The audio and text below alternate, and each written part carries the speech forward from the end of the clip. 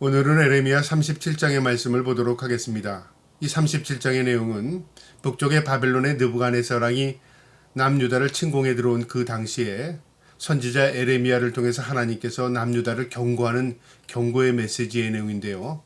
오늘도 이 말씀을 통해서 하나님의 경고 메시지를 들을 수 있는 저와 여러분 되기를 축복합니다. 37장 1절에 요시아의 아들 시드기야가 여호야김의 아들 고니야의 뒤를 이어 왕이 되었으니 이는 바벨론의 느부갓네살 왕이 그를 유다 왕의 왕으로 삼음이었더라. 여기서 고니야는 여호야김의 아들 여호야낀을 말합니다. 이 여호야낀을 느부갓네살이요 남유다의 왕으로 세웠습니다. 왜냐하면 그들이 그 남유다를 조종하기 위해서 왕을 세운 거죠. 그런데 이 여호야낀 왕은 이 바벨론을 의지하지 않았고요. 오히려 바벨론을 배척하는 반바벨론 정책을 세웁니다. 그리고 오히려 남쪽에 있는 애굽을 의지합니다. 그래서 이 일로 인해서요. 결국은 바벨론이 다시 남유다를 침공해 들어오는데요. 그 당시의 상황입니다. 2절에요. 그와 그의 신하와 그의 땅 백성이 여호와께서 선지자 에레미야에게 하신 말씀을 듣지 아니하니라. 하나님께서는 선지자 에레미야를 통해서요. 바벨론 군대에게 항복하고 그들의 말을 들으라고 했습니다. 우리가 생각하기에는 하나님께서 왜 우리에게 승리를 주시지 아니하고 왜 적군에게, 그것도 이방인을 섬기는 적에게 우리를 항복시키는가 이해할 수 없는 일이 일어나잖아요. 우리로 말하면은 우리가 예수 믿는 사람인데 왜 믿지 않는 사람에게 우리가 굴복해야 되고, 왜 우리가 그들을 섬겨야 되고, 왜 우리가 그들에게 포로로 잡혀야 하는가, 그거에 대한 의문입니다. 이것은요, 하나님께서 남유다를 경고했으나 그들이 하나님의 경고를 받아들이지 않았습니다. 그래서 하나님께서 징계의 매를 드는 겁니다. 그러니까 징계의 몽둥이로 바벨론을 삼은 거죠. 그러나 남유다를 멸망시키고자 하는 의도가 아니라 그들을 일깨우고자 하는 하나님의 섭리가 있었습니다. 그래서 하나님께서 이 선지자 에레미야를 통해서 바벨론에 항복을 하고 그들의 말을 들으라고 말한 겁니다. 그러면 기회가 생기는 겁니다. 그런데 그들은 그렇게 하지 않고요. 오히려 애굽을 의지했습니다.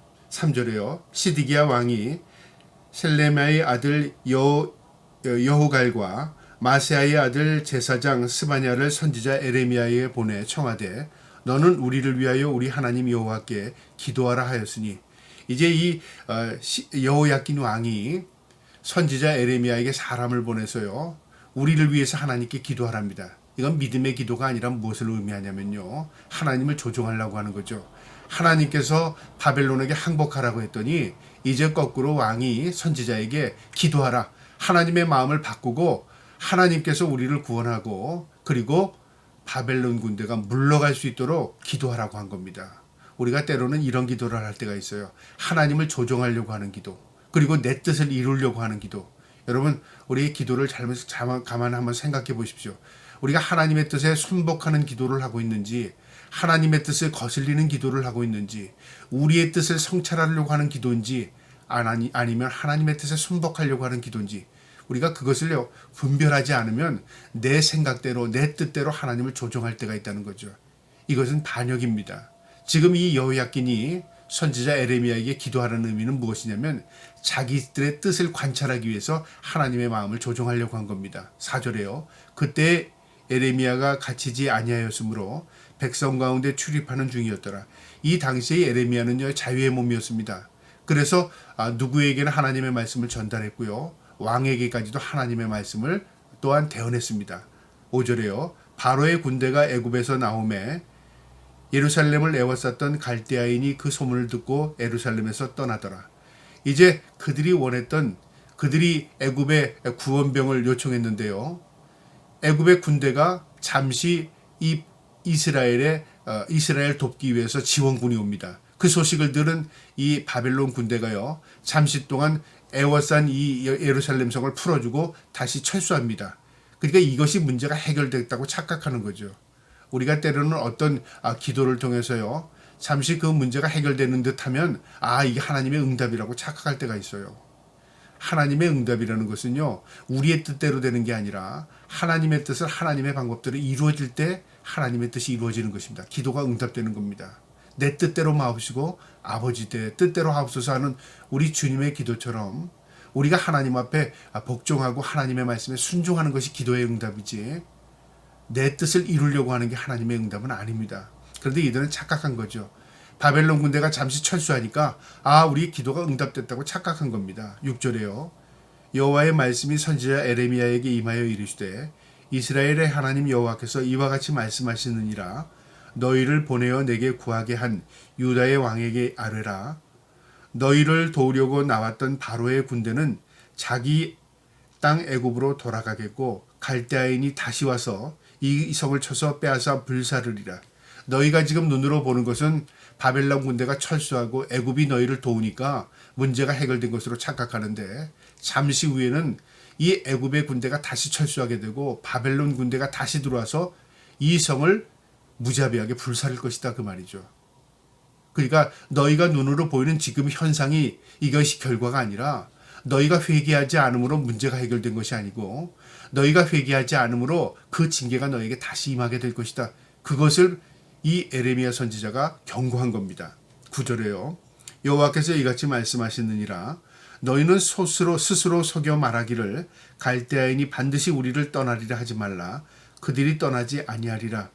하나님께서 에레미야 선지자에게 뭐라고 말하냐면 그들에게 너희는 스스로 속이지 말랍니다. 너희의 생각대로 바벨론 군대가 철수되고 애굽이 너희를 돕는 게 아니라 그 말이죠. 눈으로 보이는 현상이 전부가 아니라 그 말이죠. 여기서 스스로 속이지 말라는 말이 무슨 말이냐면요. 스스로 자기 확신입니다. 우리가 때로는 기도하고 자기 확신을 가지고 하나님이 응답이라고 착각할 때가 있죠. 여러분 자기 확신이라는 건 뭐냐면 자기 신념입니다. 여러분 우리가 내 신념이 확실하다고 해서 하나님이 내 신념대로 이루어지는 것이 기도응답입니까? 또 때로는 내 뜻대로 되는 게 하나님의 이 응답이라고 착각하십니까? 여러분 그렇지 않습니다. 내 모든 것을 내려놓고 하나님의 뜻에 순복하는 것, 그게 하나님의 뜻을 이루는 것입니다. 그래서 하나님께서 선지자 에레미야에게 너희는 스스로 속이지 말라. 갈대아인이 너희를 떠나는 것이 아니라 오히려 너희에게 더 큰 위협이 올 것이다. 그것을 지금 경고한 겁니다. 10절에요. 가령 너희가 너희를 치는 갈대아인이 온 군대를 쳐서 그 중에 부상자만 남긴다 할지라도 그들이 각기 장막에 일어나 이 성을 불사르리라. 이게 하나의 예정인데요. 하나의 예를 든 건데요.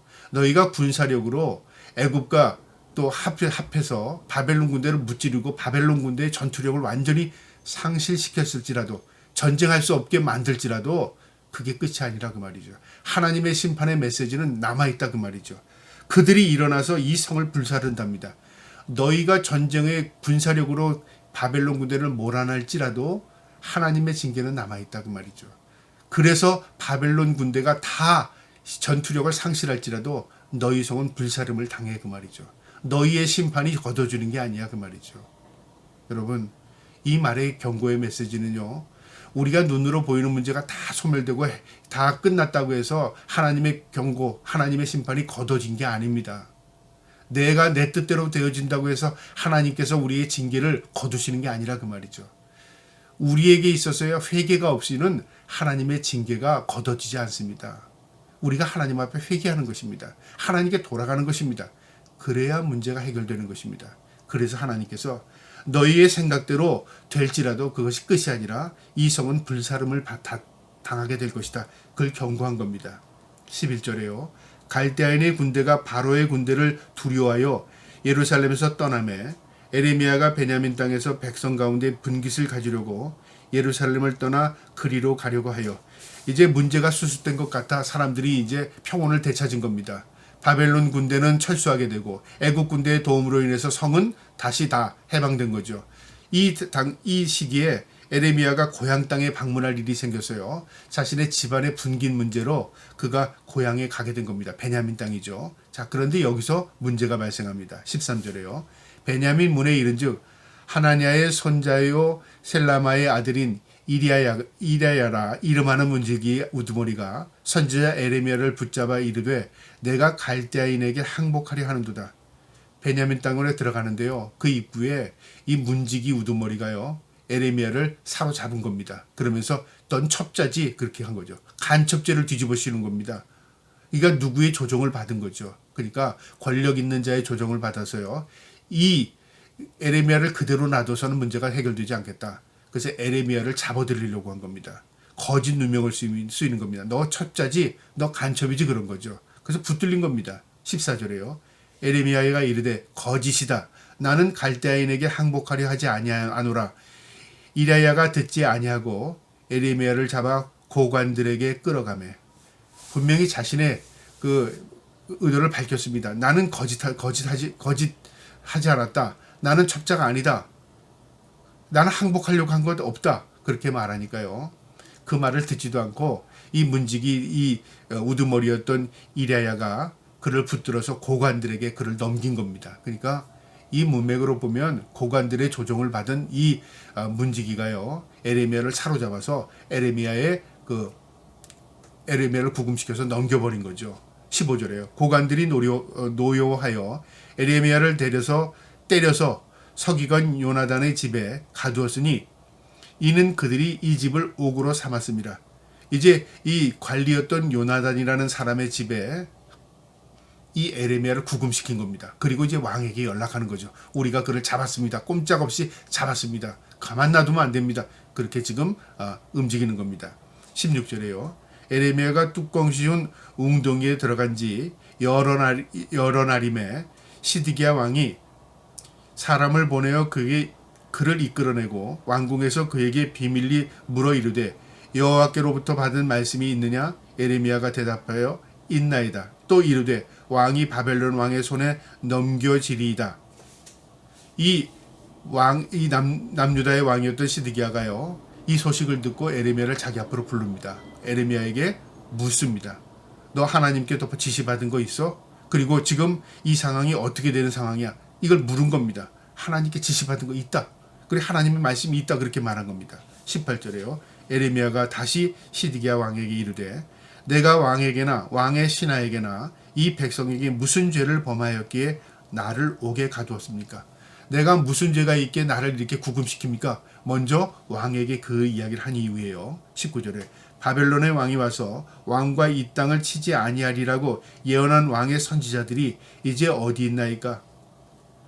왕 앞에서 이 바벨론이 쳐들어오지 않는다고 확신을 가졌던 이 거짓 선지자들, 그들 지금 다 어디 갔습니까? 그 말이죠. 바벨론이 쳐들어오기 전에는요, 왕의 마음에 들기 위해서 간사하게 그 왕이 원하는 말을 해줬습니다. 거짓 선지자의 특징입니다. 사람이 좋아하는 달콤한 말을 합니다. 당신은 행복할 거야. 당신은 잘 될 거야. 당신은 축복받을 거야. 우리 누구나 다 좋아하는 얘기입니다. 거짓 선지자의 특징입니다.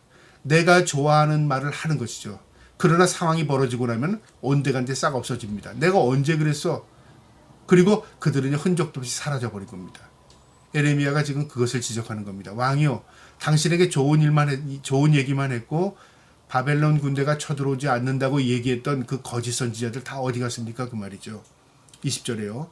내 주 왕이요, 이제 청하건대 내게 들으시며 나의 탄원을 받으사 나를 서기관 요나단의 집으로 돌려보내지 마시옵소서.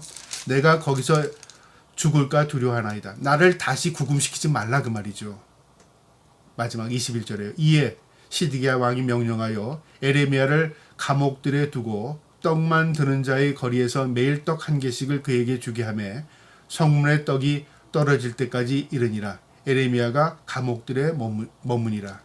이 시드기야가 그를 다시 돌려보내지 않고요, 자신의 가까이에 있는 감옥들에다가 그를 다시 구금시킵니다. 그러니까 늘 듣고 싶은 거죠. 그러니까 하나님에 대한 두려운 의식은 조금 가지고 있었습니다. 그리고 죽지 않을 정도로 떡을 먹여서 살려놓은 겁니다. 그리고 어떻게 한 거예요? 바벨론 군대가 혹시라도 또 다시 쳐들어오면 또 이 에레미야를 통해서 무슨 말씀하지 않는가? 그러니까 그런 두려움을 가지고 있으나, 하나님에 대한 두려움에 대한 의식은 있었으나 거기에 순종하지 않는 거죠. 그 말씀을 받아들이지 않는 겁니다. 그리고 자기 뜻대로, 자기의 생각대로, 자기의 의지대로 행하는 겁니다. 이게 불신앙입니다. 우리가 때로는 하나님에 대한 의식은 갖고 있으나 하나님께 순종하지 않습니다. 불신앙입니다. 내가 하나님을 알고 있다고 말은 하지만 하나님 앞에 순종하거나 하나님 앞에 내 자신을 자복시키지 않는 것, 이게 불신앙입니다. 지금 이 시드기야가 그런 모습을 보이는 겁니다.